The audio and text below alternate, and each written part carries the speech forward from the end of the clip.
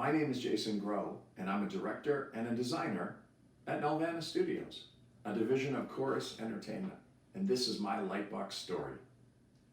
I want to talk about creativity, but not just regular creativity.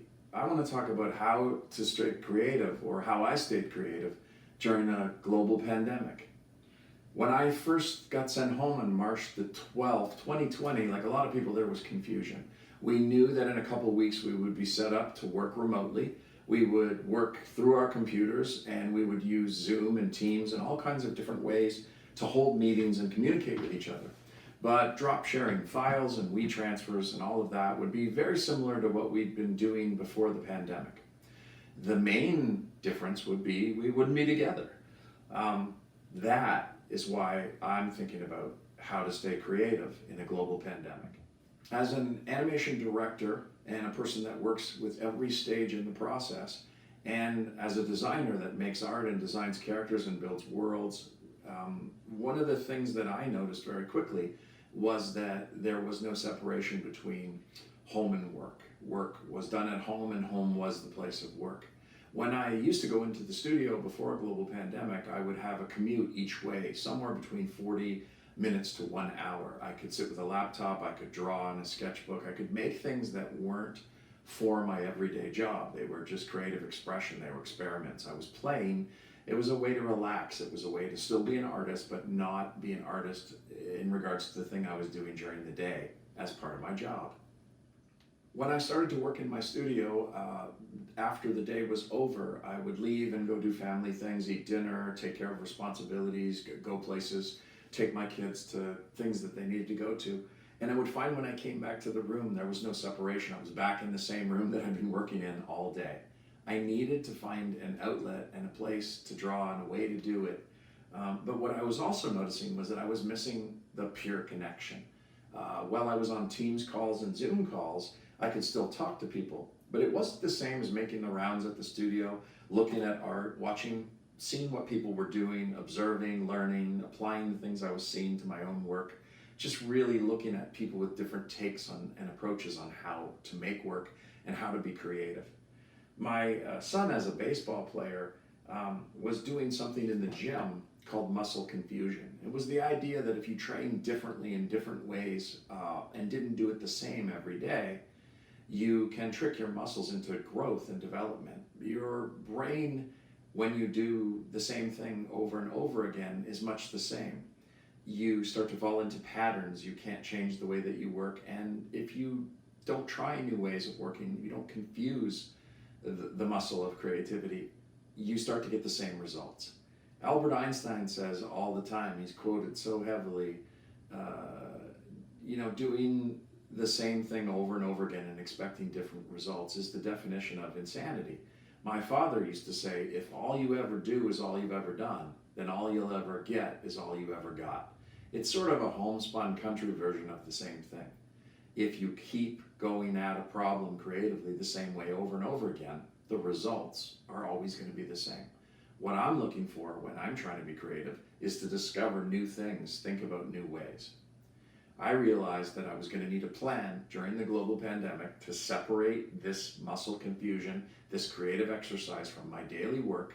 I was going to need to do it before or after work in short increments of time, and I really wanted it to be playful and experimental.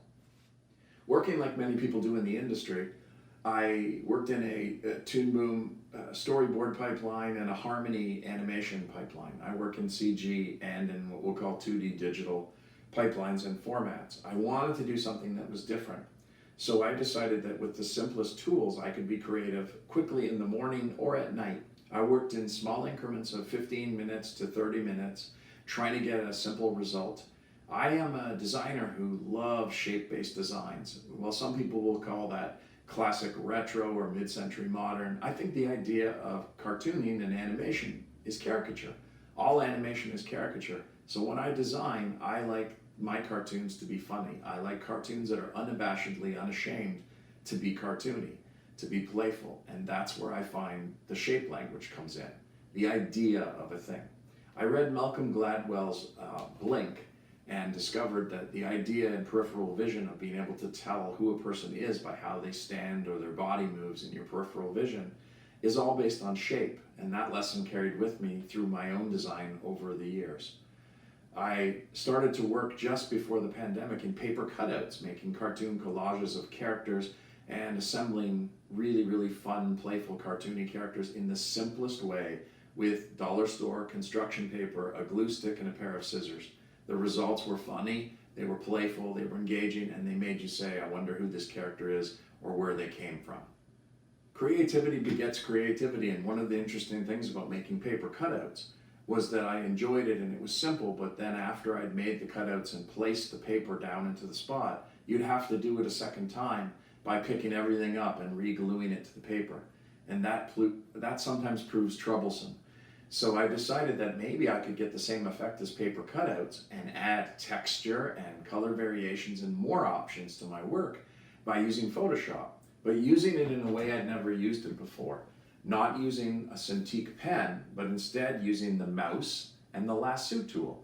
I could make shapes that were based in regimented angularity or really, really loose or all kinds of geometric kinds of shapes depending on how simple I worked with the lasso tool, how I changed the lasso tool, and that I was using the mouse. I became a reductive minimalist, making work for 15 to 30 minutes in the morning and at night, and taking the idea of paper cutouts that were so simple and different from the complicated work you do in television series and feature film and commercials, and just making it really, really simple and fun. Immediate, playful results from trying something. Experimental, no recompense, no reward, never worrying about what the work was for except for the joy of actually making it. When I switched to digital, I had more options in color, I had more options with texture, but the principle was kind of the same. And I started to move into my paper cutouts in the digital world. As a director, I work with art directors and people color all the time, but to experiment with it on my own and to be playful and not to worry about successes and failures was a really, really amazing thing.